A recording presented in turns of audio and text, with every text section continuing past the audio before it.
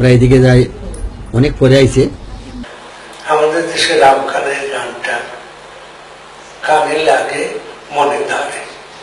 রাম খান একটু মাটি থেকে এসছেন, ওস্তাদ খান জাকার, কোন খান জাকার শাগরিন্দা তিনি। তো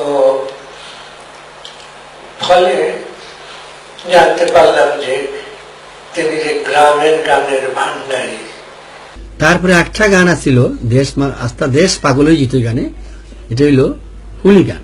উড়ি গান কয় দেশ, উড়ি গানই কয়। দু একজন বা তিনজন গাওয়াই আগে গাইয়া ছাড়তো, আর এটা সাথে যে গায়ক 200 মানুষ একসাথে হাক করে ধরত, মূলত জন্য গানে ঘরের চাল চাল উড়ে এনে দিচ্ছে জায়গা করে।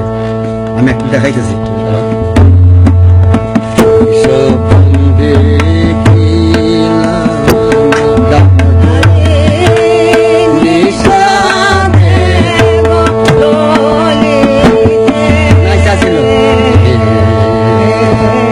একজনের কিছু একজন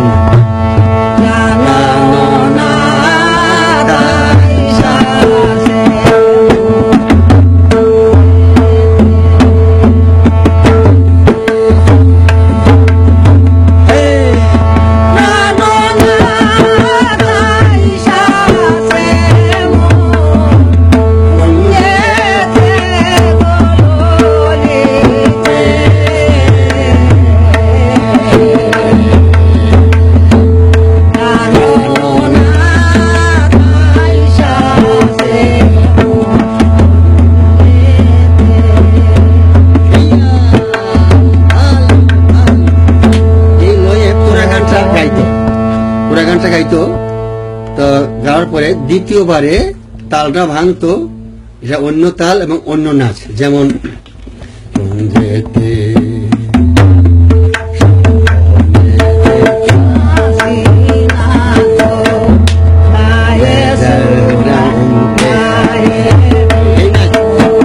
মানুষ একভাবে তারা মানে একজন সবাই নাচতেছে।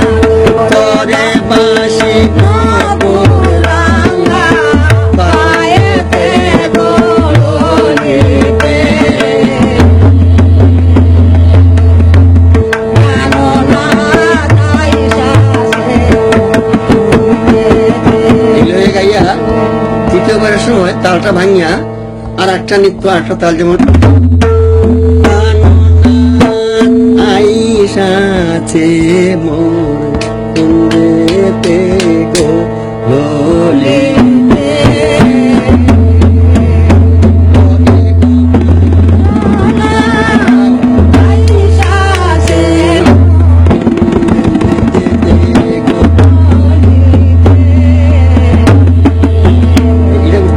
সবাই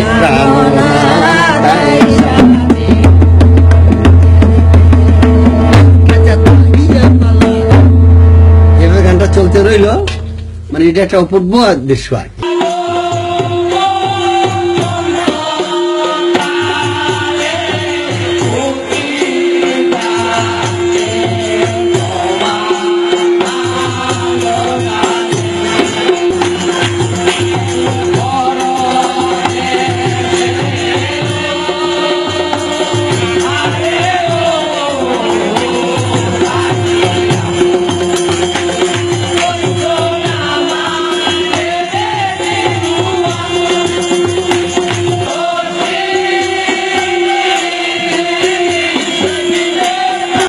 সিলেট অঞ্চলের যে সুপ্রাচীন এবং সুসমৃদ্ধ লোকসঙ্গীতের যে ঐতিহ্য, তার তিনি একজন অসামান্য ভান্ডারী এবং রূপকার। তার সংগ্রহ চমৎকার, এবং সেই সংগ্রহ থেকে বেছে এনে তিনি গানগুলোকে যতটা সম্ভব তার প্রাচীনত্বের দিকে গিয়ে অনুসন্ধান বৃত্তি, তুলনামূলক যাচাইয়ের তার যে শক্তি, তার দ্বারা তিনি সেটিকে শনাক্ত করতে পারেন। আজকালকার দিনে লোকসঙ্গীত সম্পর্কে বিশেষ করে এই জিনিসটি অত্যন্ত জরুরি। আচ্ছা ছিল এই যে ভাসান যাত্রা, ঢপ যাত্রা, এগুলো তো আমরা ছোটবেলা দেখছি। আর একটা বিখ্যাত গান ছিল ঘাটু গান, এটা একটা অপূর্ব গান। আরে রাধা মন্ত্রে জপে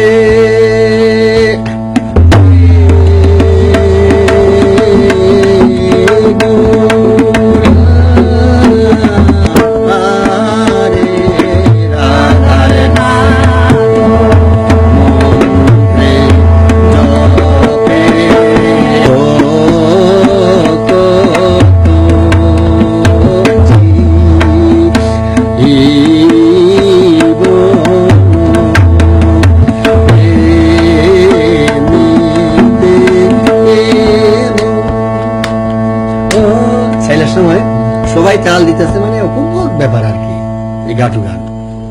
এটা এখন আর নাই। না, এটা এখন লুপ্ত হয়ে গেছে।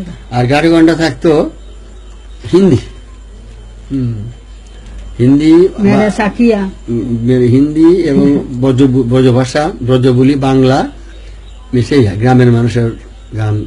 আমার বাবার অনেক গান আছে, যেমন প্রিয়া মনে হারি ও সাখী ফুলো মান কোন রসিয়া হে রহি রহি করে